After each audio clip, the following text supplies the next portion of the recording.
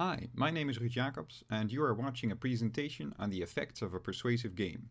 In the next couple of slides, I will be discussing an empirical study I performed into the attitudinal effects found as a result of a small web-based game on cotton picking practices in Uzbekistan. This video is aimed at people who have some idea about how to perform scientific research and have some kind of affinity with video games. Naturally, if something is unclear, please let me know in the comments and I will do my best to clarify. I'm currently working on a PhD at the Erasmus Research Center for Media, Communication and Culture, and my project is called Persuasive Gaming in Context. It's a multidisciplinary research effort founded by the Netherlands Organization for Scientific Research.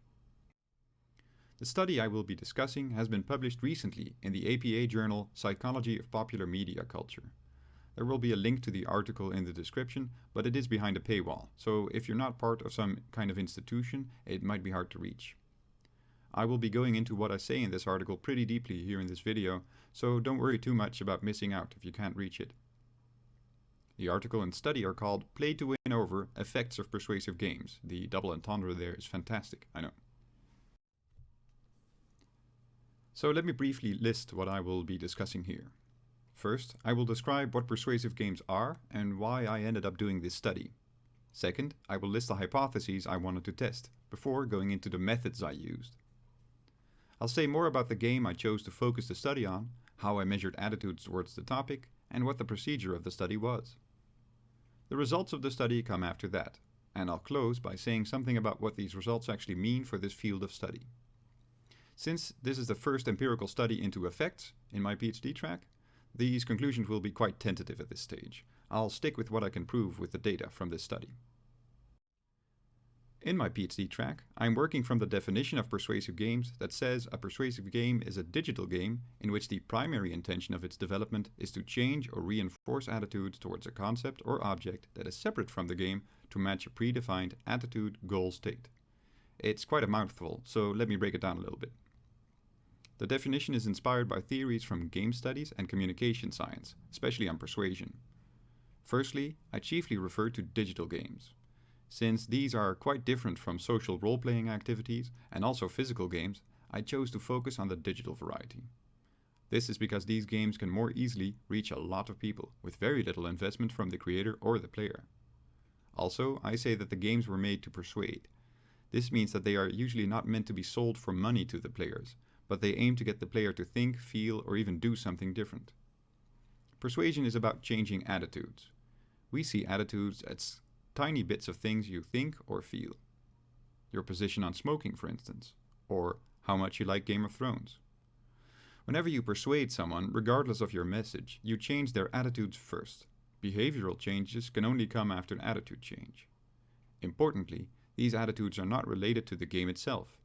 Many games try to influence attitudes about the game to get you to stick with them and maybe recommend them to friends. Lastly, there is this term at the end that is probably unfamiliar to you. I say an attitude goal state is a collection of opinions, feelings, and evaluations that are unique for each game. It can just be one or a few attitudes, like that smoking is not cool, or it can be a very complex web of beliefs, for instance on a topic like global warming. Although few people would hear this definition and be reminded of a game that they played recently, persuasive games are a growing genre.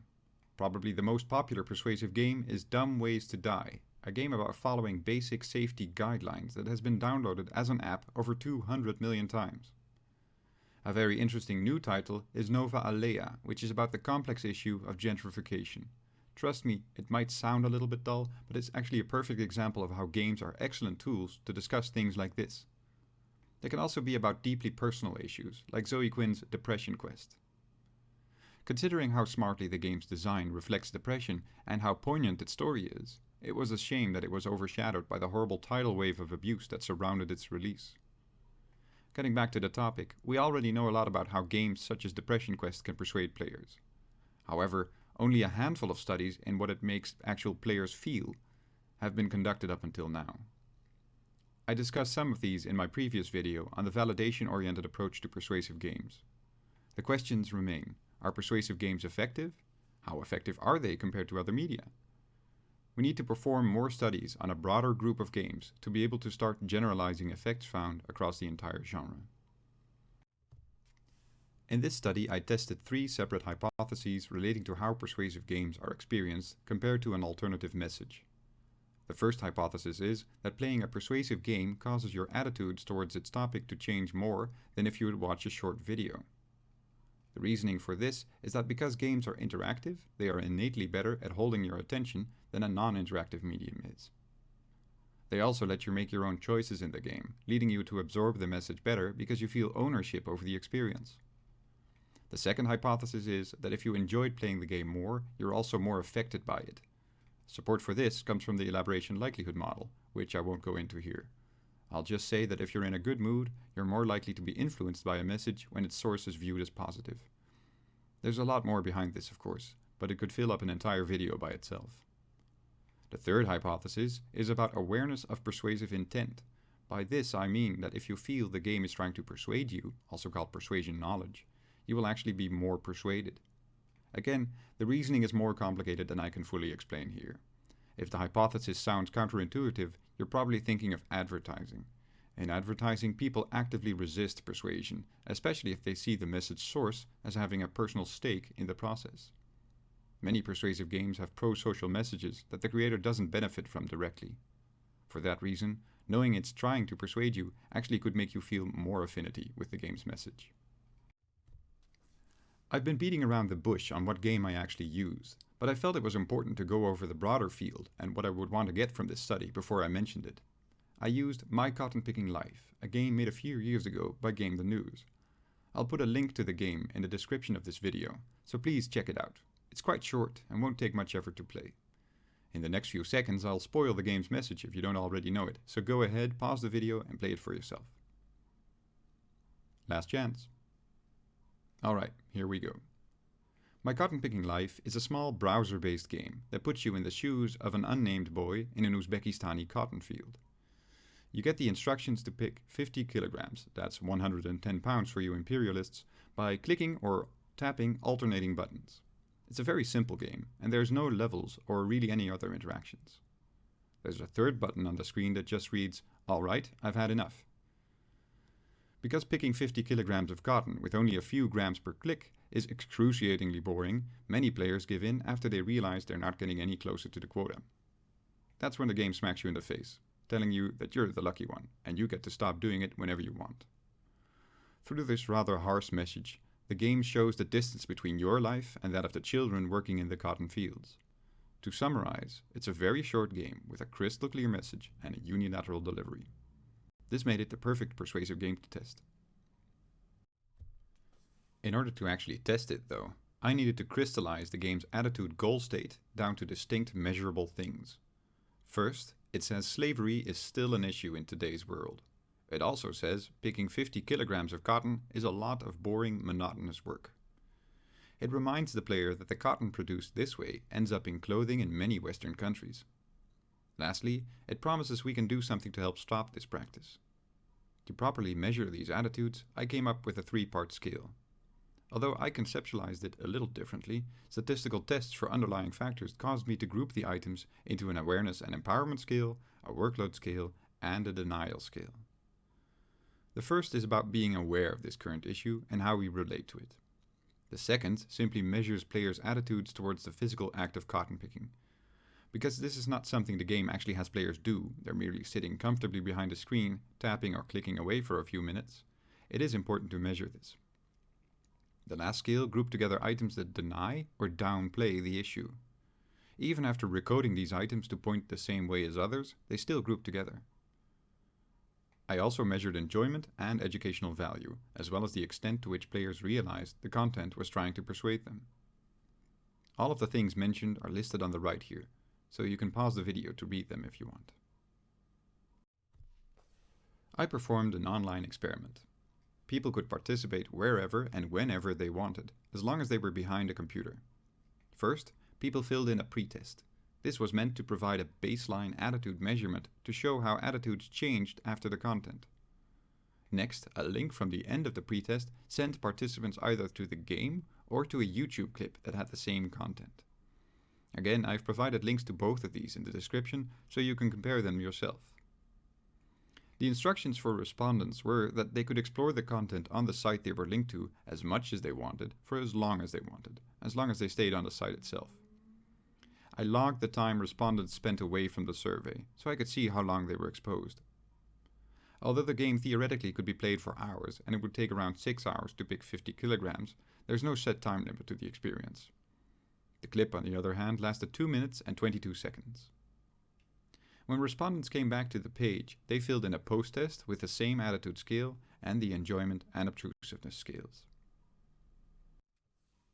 Before I go into the hypotheses, I want to briefly talk about the sample.